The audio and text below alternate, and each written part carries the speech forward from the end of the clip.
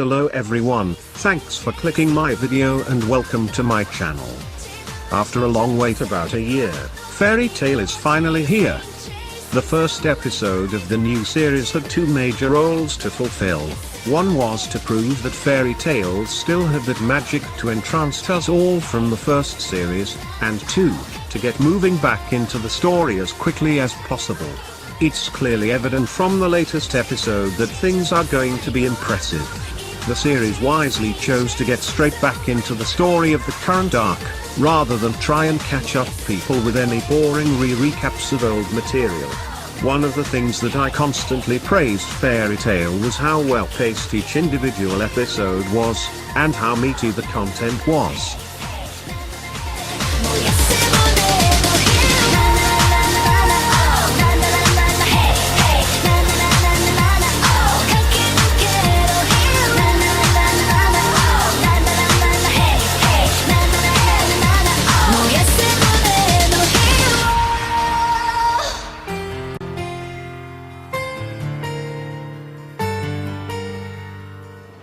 The episode opened up with what I assume to be the dark future that we got to see before. The whole world is red, broken and in flames. Interestingly though, the world is also full of dragons again, something that we haven't seen in the series for a while. No question. The whole in medias res approach to storytelling is nothing new, but seeing Fairy Tail do it for the first time and do it well was great to see. I'm curious to see how we got to the point where Natsu and Lucy are pretty much alone, in a destroyed world, fighting for their lives. Is it time travel? An alternate dimension? Or does the world really going to hell follow the events of the Grand Magic Games? As always, Fairy Tail throws a bunch of interesting questions into the mix, while answering some old ones. Natsu Dragneel ドラゴンスレイヤーだ。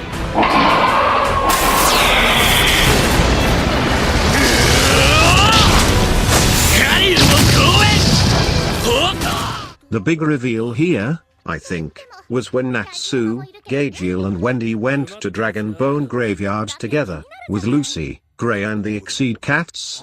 This was really a big moment for the story at large, as Dragneel rightly pointed out. The graveyard proved the existence of dragons. More interesting though, was what happened when Wendy unleashed her last new spell, Milky Way. Being able to summon the spirits of dragons and hear their voices is pretty an amazing power, if a bit limited in scope. Still, the power gave us a way to truly understand what happened in that graveyard, and the exposition was truly interesting. Zirconis, the Jade Dragon, was the one who was summoned by Wendy's spell. In essence, a huge part of Earthland mythology and world building is established here, and the information is pretty surprising. It turns out that dragons were the first dominant race on the planet, not humans, who were little more than prey for the superior creatures. Interestingly, in a Devil May Cry Spada sort of say, one of the dragons decides that he wants to coexist with humans, and calls for a world where such happens. It's not revealed that dragon is, but my bets are on Dragneel. Given how much of a role Dragneel has had in the series, and how he decided to not get involved with the human world anymore, I wouldn't be surprised if he was one of the dragons that was at least in favor of this peaceful coexistence, if not the dragon behind the whole thing. It's especially true because Zirconis clearly knew of Grundine, who we've seen talking to Dragneel once before in the series. It was also interesting to know how the inevitable war between the two factions of dragons that were for or against this idea ended. It was the creation of the Dragon Slayers themselves that led to the coexistence faction winning the war of sorts. It's interesting to note that, according to this mythology, Dragon Slayers are actually stronger than the dragons themselves, something that we have yet to see happen. The big twist though, was the reveal that Technologia was originally human, a dragon slayer that went berserk, killing every dragon he could find, and who ended up becoming a dragon himself by the end of it. Technologia is also known as the Dragon King, and with all that considered, It's lucky that Fairy Tail had Mavis to save them, when they did come in contact with Acnologia during the S-Class exam arc. Of course, it's unclear whether Acnologia transformed into a dragon, because of his use of Dragon Slayer magic, or because of Zeref. The arrival of the captain of the King Guard and Yukino, reveals some interesting new information about Zeref too. It seems much like Deliora, Acnologia was created by Zeref. For what purpose? That is the million-dollar question, isn't it? I'm personally not convinced that Zeref is evil, despite how much everyone else seems to believe so. In a way, the whole Acnologia being turned into dragon seems like a punishment more than anything else, doesn't it? I mean, how do you punish a being that has committed mass genocide of a species? Transform him into that very species he's been killing. Either way, Zeref apparently needs to be defeated for Acnologia to be killed, which could also explain why he rushed to Tenryujima when Zeref was attacked. Interesting answers, and new questions. Iramashima-sensei just continues to delight with more and more interesting mysteries. Of course, you'd think this entire reveal about Zeref, Acnologia and the history of the dragon was the only bombshell that the first episode was going to drop, then well, prepare to be surprised.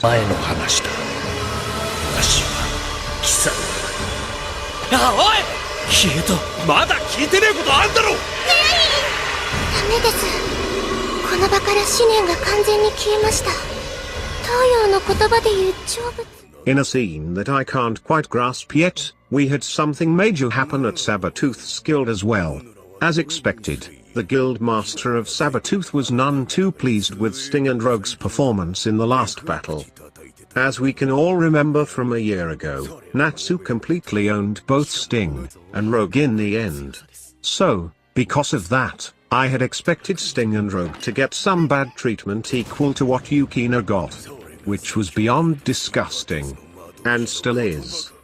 And true enough, we had the guild master not only beat around Sting and Rogue, but ultimately kill Lictor in front of Sting. The whiplash from that shock was intense enough. But what came next, I was totally not prepared for. Sting ends up killing the guild master in a fit of justifiable rage. The fact that the guild master is actually annihilated there and then is just unexpected, surprising. Yes, all of those things, but it's also kind of satisfying to see that twisted sicko get what was coming to him. It'll be interesting to see how the Grand Magic Games wrap up now, given that Sabertooth is going to be a very different guild. The clash between Sabertooth and Fairy Tail in the final event of the Grand Magic Games is something that's definitely got me excited.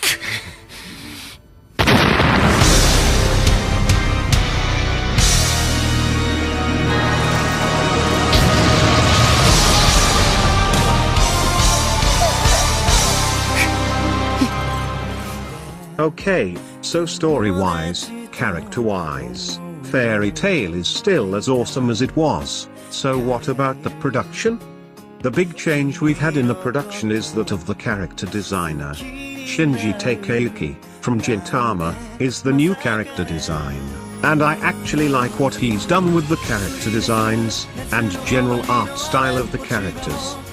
The characters resembled the manga a lot more closely now, and there's more of a roundness and thinness to the characters that contrasts to the last series. It's a change that works, and matches the original vision of the manga, so I can't say that I have any complaints. The animation. I'll be honest, I wasn't too blown away by it. Judging from the opening, or ending though, we've got some good stuff in store for the future. Since Fairy Tail is a long-running series, there are budget concerns to handle. All in all, I'll reiterate that Fairy Tail is back. It's better than ever, and it's really a joy to have the series back. Fridays are going to be amazing again, and it'll be great to cover the series again. Welcome back Fairy Tail, and thank you Hiramashima-sensei, for actually making this happen. Thanks for watching. Bye bye.